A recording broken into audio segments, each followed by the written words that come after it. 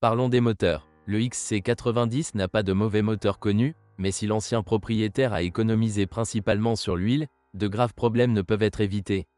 Comme pour tous les moteurs, après avoir parcouru plus de 200 000 km, des fuites d'huile apparaissent au niveau des joints SPI ou, si le moteur n'est pas équipé de courroie de distribution, sous l'écarteur de chaîne de distribution. Ce dernier s'applique aux moteurs essence de 3,2 et 4,4 litres. Des pannes totales des moteurs Volvo surviennent en raison de problèmes avec le radiateur principal, ses nids d'abeilles à l'avant sont brisés par des pierres.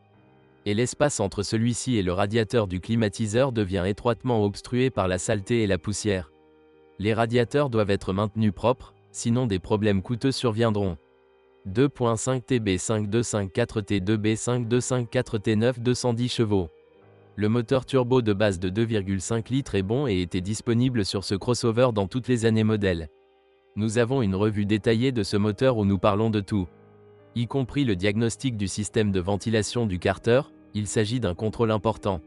Si vous commencez à faire fonctionner un moteur avec une ventilation du carter obstruée, vous ne pouvez pas éviter les problèmes de fuite d'huile à travers les joints d'arbre à cames et de vilebrequin.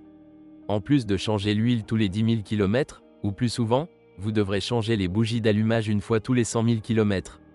Si vous lésinez sur l'huile, attendez-vous à des problèmes avec les embrayages du déphaseur. Une fois tous les 100 000 à 150 000 km, vous devrez changer le support moteur supérieur. Ces blocs silencieux peuvent avoir fière allure, mais si quelque chose sous le capot tremble et heurte lors de la conduite sur des bosses de la route, alors ce sont des questions spécifiques au support supérieur. 2.9 T6B6 294 T 272 chevaux.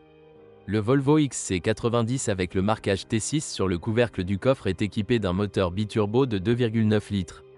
Traditionnellement, on considère qu'il s'agit du moteur le plus inefficace. En fait, tous les problèmes avec lui ont commencé à cause des économies. En raison de la disposition étroite du compartiment moteur, les fuites d'huile sont passées inaperçues. Les économies d'huile ont entraîné une usure des deux turbines, etc. Si le propriétaire est attentif et n'économise pas, alors le moteur 6 cylindres biturbo dure très longtemps. D'ailleurs, le moteur T6, le seul moteur essence du XC90, est équipé de compensateurs hydrauliques. 3.2 B6 324 S 238 chevaux. Le 6 cylindres en ligne atmosphérique est apparu pour le premier restylage du Volvo XC90, remplaçant le 6 cylindres biturbo en ligne. En termes de puissance, le remplacement s'est avéré inégal, le tempérament de ce moteur est très sobre. Ce moteur dispose d'un entraînement de distribution combiné, côté volant, une chaîne à double rangée est projetée sur les deux arbres à cames. Il est entraîné par une boîte de vitesse reliée au vilebrequin par un engrenage hélicoïdal. L'arbre de cette boîte de vitesse entraîne le générateur situé sous le collecteur d'admission, et la courroie de pompe de l'autre côté, c'est-à-dire juste au-dessus de la transmission automatique. Le moteur atmosphérique de 3,2 litres doit être écouté pour le sifflement de cette boîte de vitesse. Il y a des cas d'usure des roulements. Après un kilométrage de 200 000 km, le carter de chaîne de distribution devra être refermé. Ce moteur montre aussi parfois un appétit pour le pétrole. Dans l'ensemble, le 6 cylindres en ligne de 3,2 litres est un bon moteur. Mais ses travaux d'entretien et ses pièces détachées coûtent cher. Une caractéristique intéressante de ce moteur est que les poussoirs de soupape d'admission peuvent basculer entre deux hauteurs de levée de soupape. Ce système copie littéralement le système mis en œuvre sur les Boxer 6 de Subaru. 4.4 V8 B8 444 S 315 chevaux. La cerise sur le gâteau scandinave du XC90 est son moteur atmosphérique de 4,4 litres.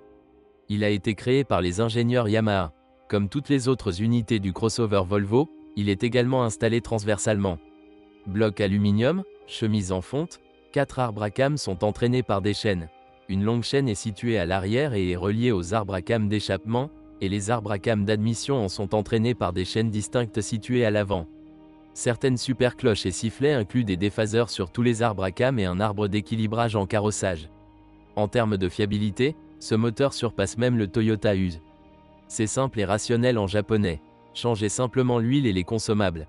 Sur les premiers V8, un bruit de cognement provenant de l'arbre d'équilibrage a été remarqué. Et avec le temps, la tresse du câblage posée sous le capot se dessèche. Il existe peu de pièces de rechange non originales pour ce moteur. Par exemple, seule une chaîne de distribution de marque est proposée au prix de 210 $. Un entretien minutieux de ce moteur doit être effectué avec la dépose du moteur. D5 D5 244T 163 chevaux D5 D5 244T 485 chevaux. D3 2.4D D5244T 5163 chevaux D5 D5 244T 18200 chevaux. Le Volvo XC90 de première génération a toujours été produit avec un turbodiesel 5 cylindres de sa propre production. Ce moteur est doté d'un bloc cylindre en alliage léger et d'un entraînement par courroie de distribution. En fait, il n'y a aucun problème avec ce moteur. Même si les détracteurs des moteurs diesel, en aluminium, pensent le contraire, ils n'apportent aucun argument. Sur le XC90, ce moteur est toujours équipé d'un seul turbocompresseur Garrett. Sa toute première version affiche une puissance de 163 chevaux. Le mécanisme de changement de géométrie comporte un entraînement à vide. Au fil du temps, en raison de fuites de vide, le contrôle de la géométrie est perturbé, ce qui se manifeste en mode d'urgence. Une erreur apparaît en cas de suralimentation incorrecte et la poussée du moteur disparaît dans toute la plage ou partiellement. Il est nécessaire de vérifier les tubes à vide et la vanne de régulation de la turbine. Il est impératif de faire attention aux supports moteurs avant et arrière, qui sont fixés au faux châssis. Ces supports sont commandés par dépression, donc une fissure dans ceux-ci ou un dysfonctionnement de la vanne qui contrôle l'alimentation en dépression spécifiquement des supports moteurs. Affecte également le contrôle de la géométrie de la turbine. N'oubliez pas non plus les fuites dans le collecteur d'admission, des tuyaux éclatés ou un refroidisseur intermédiaire fissuré. Les versions ultérieures de ce moteur diesel sont passées à un turbocompresseur à géométrie d'entraînement électromécanique. La dépendance du boost au vide a disparu, mais ce sont ces modifications du moteur diesel suédois D5 qui avaient des volets tourbillonnants. Ils sont posés directement dans la culasse le long de l'arbre à cam d'admission. Leur axe commun est entraîné par un servomoteur. Celui-ci et la poussée sont visibles dans la partie avant du moteur, directement sous la goulotte de remplissage d'huile. Ces moteurs ont également un couvercle de soupape en plastique et non en aluminium. La motorisation est gênante, la poussée chute, les volets ferment la moitié des lumières d'admission. De plus, avec le temps, de l'huile commence à s'écouler sous l'axe de la vanne. Une fois tous les 100 000 à 150 000 km, l'ensemble de ce mécanisme doit faire l'objet d'une attention particulière. Pour accéder aux soupapes, vous devez débrancher les tubes menant aux injecteurs et soulever le couvercle de soupape, qui est associé au collecteur d'admission. Les assemblages d'amortisseurs d'origine coûtent aujourd'hui 320 $. Il existe plusieurs substituts. Tirage original, moins de 30 $. Pour de telles réparations, vous devez changer le joint du couvercle de soupape. Il est conseillé de changer également les conduites de carburant des injecteurs. Après la réinstallation, ils peuvent fuir. Un jeu de tuyaux pour injecteur coûtera aujourd'hui 740 $. Terriblement cher, mais c'était moins cher avant. Sinon, le diesel suédois 5 cylindres, aluminium, est un vrai millionnaire. Ne sautez pas les intervalles de remplacement de votre courroie de distribution et gardez votre radiateur propre et en bon état. Ne lésinez pas sur le pétrole, car les dépôts d'huile s'accumulent dans les poussoirs hydrauliques. Le moteur championnera bruyamment avec eux. M66 6e sein. Transmission manuelle. Le Volvo XC90 équipé de moteur 5 cylindres a été produit avec 6 vitesses. Transmission manuelle M66 fabriquée par Getrag. Volvo a partagé cette transmission avec Ford. La transmission est fiable et ne pose généralement pas de problème. Ce n'est qu'à un kilométrage élevé qu'une fuite peut se produire le long du joint d'huile de l'arbre d'entrée. Il existe également des cas connus de bourdonnement apparaissant sur les 5e et 6e vitesses en raison de l'usure de leurs engrenages. Cela vaut peut-être la peine de mettre à jour l'huile dans cette mécanique. Le Volvo XC90 était équipé de 3 transmissions automatiques. 4T 65e, 4 vitesses transmission automatique. La transmission automatique la plus ancienne est allée à la version avec le moteur 2.9 T6. Il s'agit d'une transmission 4T6.5e de General Motors. Son histoire a commencé dans les années 1980, avec une mise à jour majeure au début des années 1990. Il s'agit essentiellement d'une automatique, archaïque et forte, mais elle résiste difficilement au tempérament du biturbo suédois. Si le propriétaire a oublié de changer l'huile, qui devrait être annuelle, après un parcours de 200 000 km, cette transmission mangera ses propres roulements. La révision d'une transmission automatique américaine coûte toujours très cher. AW 5051e, 5 seins. Transmission automatique. Avec un moteur turbo essence 5 cylindres et la première version d'un moteur diesel, c'est-à-dire sa version sans volet turbulent, une transmission automatique Daisy est installée, elle dispose de 5 vitesses. Traditionnellement, cette transmission est considérée comme peu réussie, car il a été envoyé en réparation à des kilomètres allant jusqu'à 150 000 km. Cependant, au fil du temps, les fans du XC90 ont appris à s'en sortir. Il suffit d'installer un radiateur pour refroidir l'ATF et de changer partiellement cet ATF tous les 50 000 km. Avec cette approche, l'Aisin à 5 vitesses parcourt plus de 250 000 km. TF80SC, 6.5. Transmission automatique. 6.5. Automatique, a été attribué à tous les moteurs diesel D5 à volet tourbillonnant, ainsi qu'au 6 atmosphérique en ligne et au V8 japonais. Cette transmission automatique est la plus aboutie et la plus durable de toutes celles que l'on retrouve sur le XC90 de première génération. Mais la vie lui sera bien plus facile si le propriétaire installe un radiateur ATF et le rafraîchit une fois tous les 50 000 km. L'arbre de transmission est suspendu directement au-dessus du pot d'échappement, de sorte que son joint avant et son palier de suspension souffrent de la chaleur. À l'avant, l'arbre de transmission est fixé au pignon conique à l'aide d'un joint homocinétique. En raison d'un chauffage constant, le lubrifiant y sèche, d'où tous les problèmes. La première chose qui apparaît est un clic ou un bruit fort lorsque vous engagez la marche avant ou la marche arrière. Au fur et à mesure que le joint homocinétique s'use, un jeu apparaît et augmente. Pour prolonger la durée de vie du joint homocinétique, vous devez le retirer au moins une fois tous les 80 000 km avec l'arbre de transmission et le remplir de lubrifiant, changer les joints et le soufflet. Le boîtier du joint homocinétique peut être facilement démonté pour le nettoyage et l'entretien. Un nouveau joint homocinétique original coûtera 600 $. Des substituts existent, mais leur qualité est discutable. Un échauffement constant entraîne une usure prématurée du roulement extérieur. Le cardan arrière peut également s'user en raison du dessèchement du lubrifiant. Ni le roulement ni la traverse ne sont vendus comme originaux, uniquement assemblés avec l'arbre de transmission. Les bons substituts coûteront ensemble 400 $. En général, les ateliers spécialisés restaurent les composants d'arbres de transmission usés. Les réducteurs angulaires nécessitent souvent des réparations dans des ateliers spécialisés. Son arbre de sortie est relié à la bride par l'intermédiaire d'un manchon à cannelures internes. Avec un fonctionnement brutal et inadéquat et un manque d'entretien, le réducteur d'angle s'use et casse les cannelures de ce manchon. Dans les cas les plus graves, les cannelures à l'intérieur de la boîte de transfert se brisent également. Dans les deux cas, la boîte de vitesse cesse de transmettre le couple à l'essieu arrière. Il glisse simplement le long des cannelures cassées lorsque l'embrayage Haldex verrouille ses embrayages. Une nouvelle bague originale coûte aujourd'hui 400 $. Les composants restants de la boîte de vitesse conique ne sont pas vendus séparément, sa restauration doit donc être commandée auprès de spécialistes spécialisés dans ces pièces de transmission Volvo. Un accouplement Haldex est installé entre l'arbre de transmission et la boîte de vitesse arrière. Il faut changer le filtre avec couvercle au moins une fois tous les 60 000 km, l'original coûtera 60 $, et l'huile. 1 litre d'huile d'origine coûte environ 80 $, ce volume est suffisant pour 2 vidanges.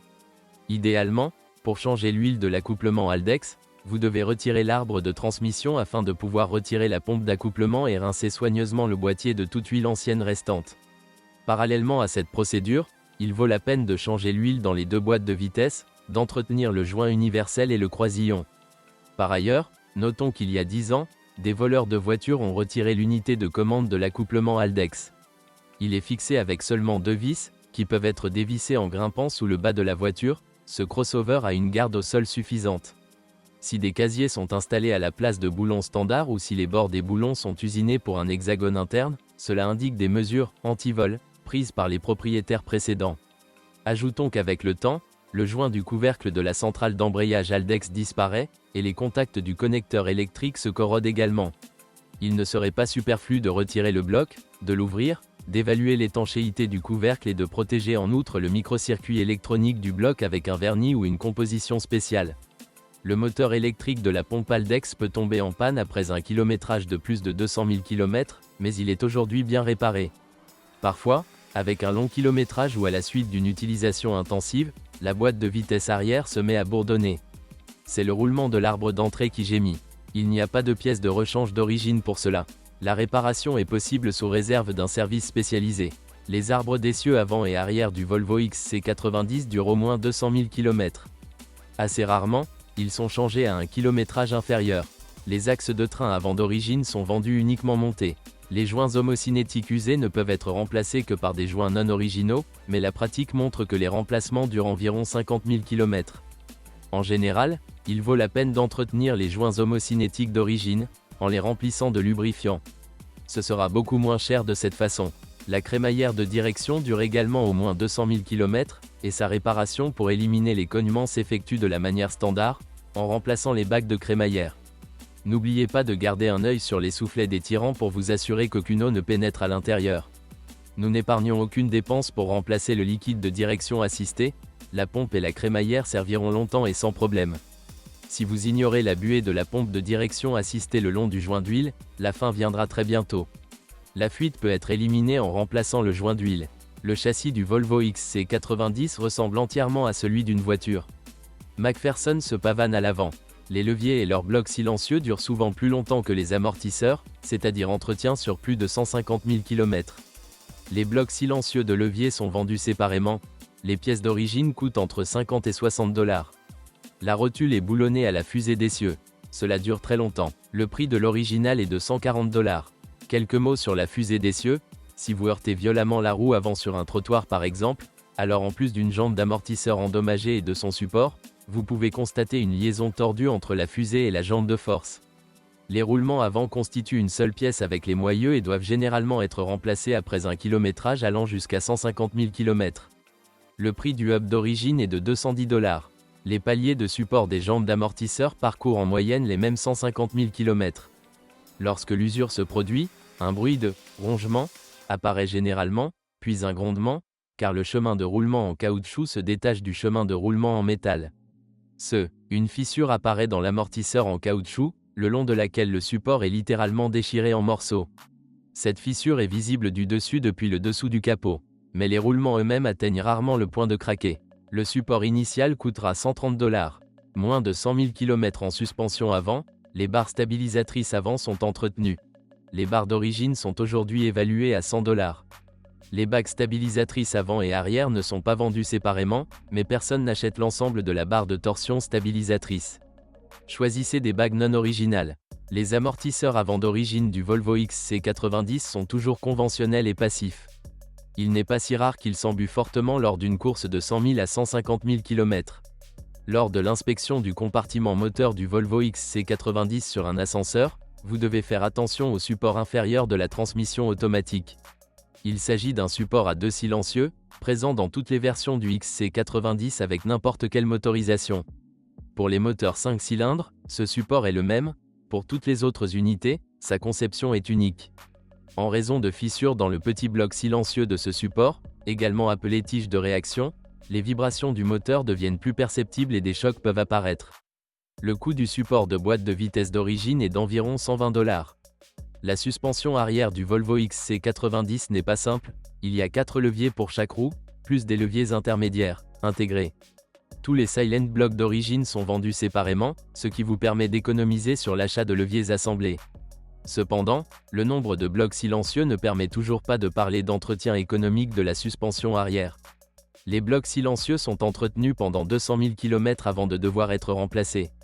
Pour un kilométrage élevé, les blocs silencieux du berceau arrière devront également être remplacés. L'élément le plus cher de la suspension arrière, les amortisseurs Nivomat en option, qui maintiennent la hauteur de caisse constante malgré la charge.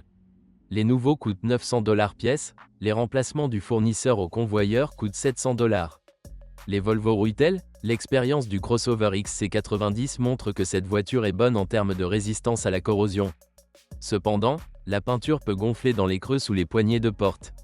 Le fond rouille beaucoup plus rapidement. Lors d'une inspection sur un ascenseur, de nombreuses taches rouges étendues se trouvent à la fois sur les longerons et les bas de caisse, ainsi que sur les faux châssis et les bras de suspension. Le mastic anticorrosif n'aidera plus ici. Un tableau sombre vous attend derrière les casiers en plastique, mais ces zones peuvent être démontées jusqu'au métal et peintes ou recouvertes de mastic sans effort sérieux. Au fil du temps, des problèmes avec le trapèze d'essuie-glace surviennent sur la Volvo XC90. Principalement dû au fait que les charnières de ces tiges se coincent. Cela se termine généralement par la chute de l'une des tiges et par l'arrêt de l'oscillation de l'un des essuie-glaces. La meilleure chose à faire est l'entretien préventif, nettoyer les charnières et y mettre du lubrifiant. Il y a des drains sous la jupe en plastique au bas du pare-brise, appelés volants. Ils doivent être nettoyés des débris et des feuilles au moins une fois par an, sinon l'eau qui y est collectée inondera la gouttière dans laquelle est posé un épais faisceau de câbles. De là, l'eau peut s'écouler dans la cabine par le trou technologique pour le câblage ou par le tuyau d'admission d'air vers le ventilateur.